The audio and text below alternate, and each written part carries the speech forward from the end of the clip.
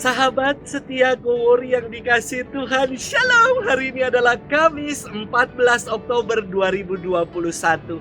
Bersama-sama kita akan merenungkan firman Tuhan yang diambil dari Injil Lukas 11 ayat 47 sampai dengan 54. Mari kita siapkan hati kita. Haleluya, haleluya, haleluya. Akulah jalan kebenaran dan hidup. Hanya melalui aku orang sampai kepada Bapa.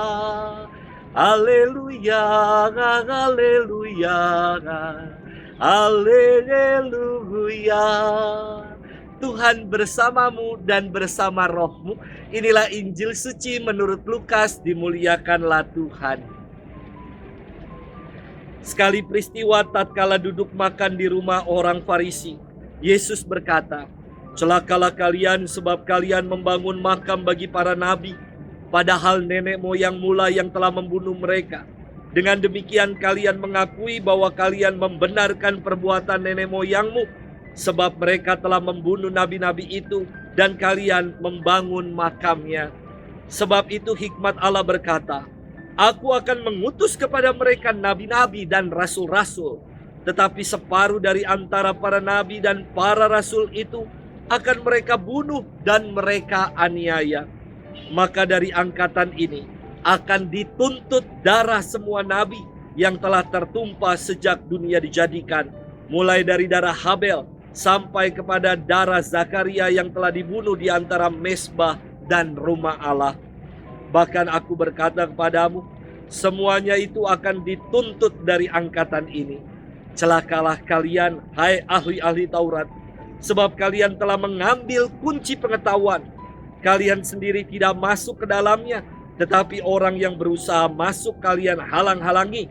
Dan setelah Yesus berangkat dari tempat itu, para ahli Taurat dan orang Farisi terus-menerus mengintai dan membanjirinya dengan rupa-rupa soal. Dengan itu mereka berusaha memancingnya supaya mereka dapat menangkapnya berdasarkan sesuatu yang diucapkannya. Demikianlah sabda Tuhan, terpujilah Kristus. Sahabat setia Gowor yang dikasihi Tuhan, Shalom, salam sehat dan damai sejahtera Tuhan beserta kita. Zaman yang serba online membawa kemudahan sekaligus punya tantangannya sendiri.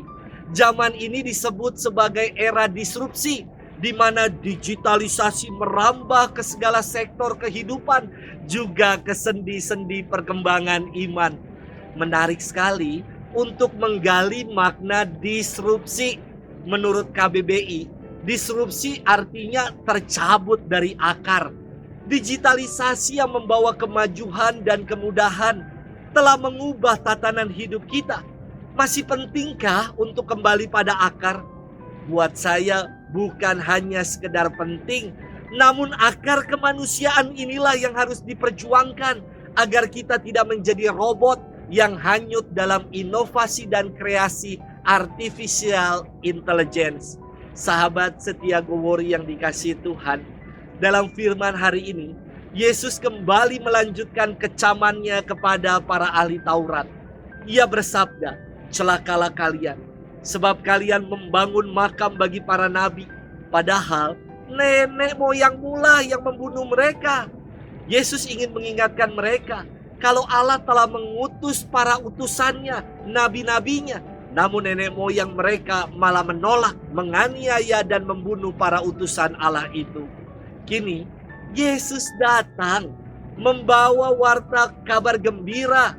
Mereka pun kembali melakukan hal yang sama, yakni menolak dan tidak mau mendengarkannya.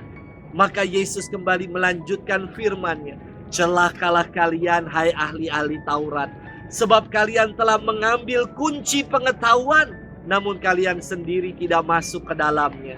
Tetapi orang yang berusaha untuk masuk, kalian halang-halangin."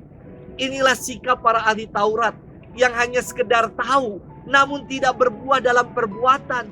Kunci pengetahuan yang ada pada mereka digunakan bukan untuk mencerdaskan, malah membodoh-bodohi. Itulah yang Yesus kecam dari para ahli Taurat. agar mereka kembali pada akar yang benar, menjadi pribadi yang mengamalkan apa yang mereka tahu dan apa yang mereka imani. Sahabat setia Gowori yang dikasihi Tuhan, hati-hati dengan era disrupsi ini. Bisa-bisa akar iman kita terganti dengan digitalisasi. Akar iman kita sejatinya adalah persekutuan dalam Tuhan. Dan Yesus sendiri berfirman, di mana 2 atau 3 orang berkumpul dalam namaku, di situ aku hadir di tengah-tengah mereka. Jangan gantikan Tuhan dengan digital. Biarlah Tuhan tetap tinggal dalam persekutuan dan dalam hati kita. Tuhan memberkati kita selalu dalam nama Bapa dan Putra dan Roh Kudus. Amin.